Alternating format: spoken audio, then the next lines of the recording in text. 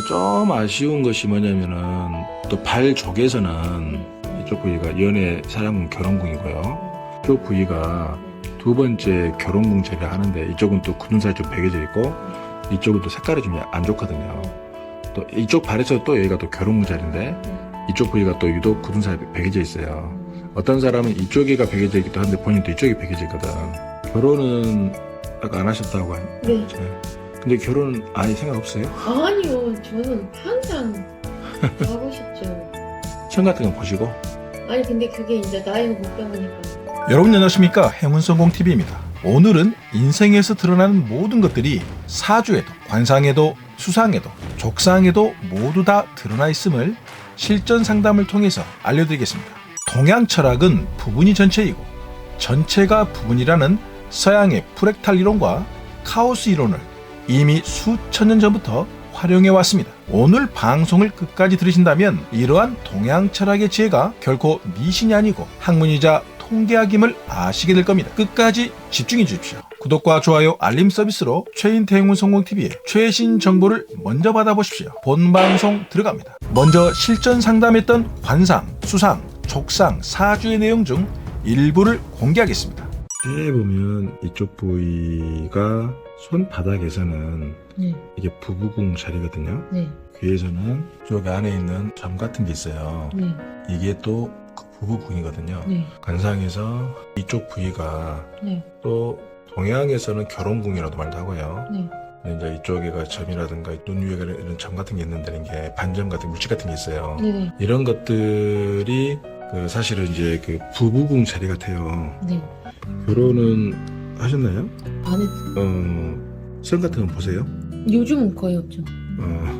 이제 지금 타고난 사주에서 보면 그때 제가 화운이 없다고 했잖아요. 네. 음양 오행 중에서 본인은 일반 철학에서 보면은 남자가 나무목이거든요. 네. 나무목은 있어요. 네. 근데 그 나무목이 그때 관이라고 해서 네. 제가 관에 관련된 만약에 일찍 왔다면 역영유분 했겠지만 안 되면은 지금 적은 나이는 아니지만 그런 법무사라든가 행정사라든가 그런 법에 관련된 일을 한다면 다른 자격증 그때 뭐 준비하신다고 했었잖아요. 뭐 물어봤잖아요. 공인중개사. 근데 이제 봤는데 좀 그때 여기도 보고 뭔가 이제 움직여야겠다 해갖고 시작했는데 좀 시간이 짧아서 1차만 지금 했고 이제 공부를 좀 해놔서 2차는 조금만 일찍 시작해서 이렇게 하면 될 것 같아서 그러면 이왕하는 거면 행정사랑 지금 그 2차 같이 해버리려고 1년 더 미루는 것보다는 할 때 해버리려고 예.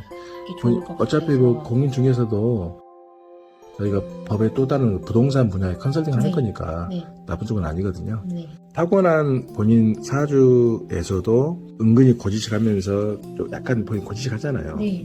너 아부를 한다든가 네. 그래서 일반 장사를 안 보내주는 거고 네. 사주에서도 이제 약간 관이 있는데 그 관이 뿌리가 약해요. 네. 물이 약해가지고 네. 그래가지고 이제 그런 관에 관련된 그런 점 라이센스 따놓으면 괜찮은 거 공부 같은 거 학습하는 거 좋아하시니까 이제 그런 거 잘 맞고 저 공부 안 좋아했는데 이번에 공부를 시작할 때는 좀 재밌게 했어요 제가.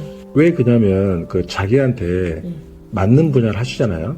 아, 맞는 분야를 하면 좀 재미가 주어져요. 이번에 어떻게 보면 부동산이나 이런 법이라든가 행정도 처음이죠. 이런 공부는 처음이죠. 좀 아쉬운 것이 뭐냐면은 또 발 쪽에서는 이쪽 부위가 연애 사랑궁 결혼궁이고요. 이쪽 부위가 두 번째 결혼궁 자리를 하는데 이쪽은 또 굳은 살이 좀 베겨져 있고 이쪽은 또 색깔이 좀 안 좋거든요.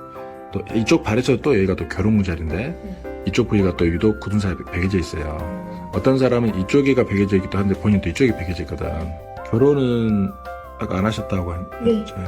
근데 결혼은 아예 생각 없어요? 아니요, 저는 항상 하고 싶죠. 시험 같은 거 보시고 아니 근데 그게 이제 나이가 먹다 보니까.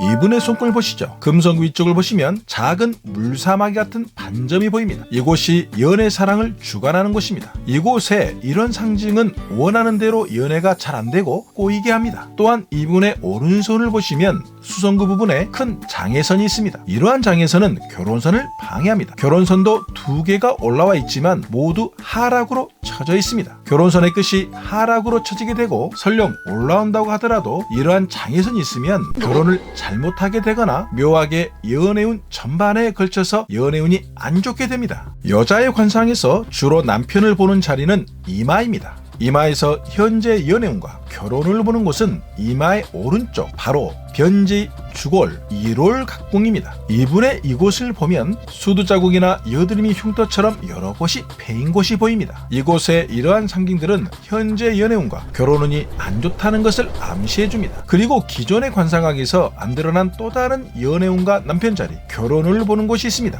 바로 귀입니다. 이 귀의 형태와 모양, 그리고 이곳에 있는 흉이나 점 등이 또 다른 이성의 운을 보는 중요한 자리입니다. 이분의 귀를 보시면 귓볼, 즉 귀 아래 부분에 살이 약하고 귀 안의 중심에는 이러한 점이 보입니다. 이러한 귀의 형태를 가지면 특히 원하는 대로 연애나 사랑이 잘 안 됩니다. 동양 철학에서는 얼굴을 보는 관상과 손을 보면서 운을 풀이하는 수상만 있는 것이 아닙니다. 발을 보고 건강과 운을 판단하는 족상도 있습니다. 그리고 신체의 뼈와 살을 보는 골상도 있습니다. 이분의 발을 보시면 연애운과 결혼을 상징하는 곳이 공통적으로 굳은 살과 피부의 살이 안 좋게 드러나 있습니다. 족상에서 연애운은 발 가운데에서 바깥 발날 부분이고 왼발은 엄지 발가락 밑에 언덕 부위와 오른발은 새끼 발가락 밑에 언덕 부위가 결혼운을 보는 것입니다. 묘하게도 이러한 부위들이 공통적으로 피부색이 안 좋고 굳은 살들이 보입니다. 한마디로 안 좋게 드러나 있다는 것입니다. 이렇게 되면 연애운과 결혼운이 뜻대로 되지 않게 됩니다. 이분은 결혼을 하고 싶은데 나이가 이미 상당하지만 아직 인연을 만나지 못했습니다. 이러한 모든 것이 이분의 관상과 수상과 족상에 그대로 드러나 있습니다. 그렇다면 사주에는 안 드러나 있을까요? 사주에는 더 명확하고 자세하게 드러납니다. 이분의 사주에는 남편이 목, 즉 나무입니다. 나무가 살기 위해서는 물과 태양이 필요합니다. 하지만 안타깝게도 사주에는 이 두 가지가 모두 안 드러나 있습니다. 그렇다면 영원히 이분은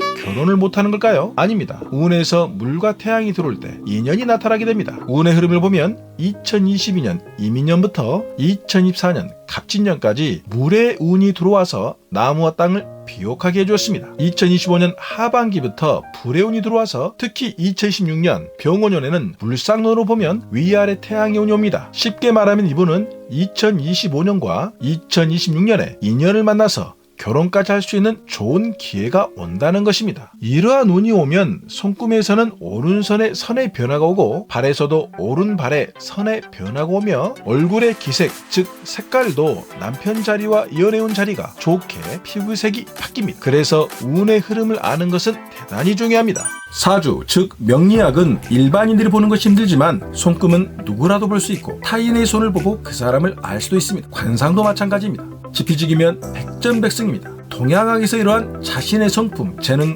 운의 흐름을 보는 것을 단순히 재미나 신비한 점술로 생각하지 마십시오. 동양 철학은 철전 이론과 실전을 겸비한 실전 실용학입니다. 천, 타고난 내 운명을 알고 내 운명에서 부족한 것을 지, 공간과 환경으로 채우고 인, 도와주는 귀인을 만날 때까지 행, 결코 포기하지 않고 행동하고 움직인다면 우리는 어떠한 운명이라도 개척할 수 있고 성공할 수 있습니다. 인생에서 행운과 성공을 찾을 수 있는 행운성공TV였습니다. 여러분들 모두 복 많이 받으십시오.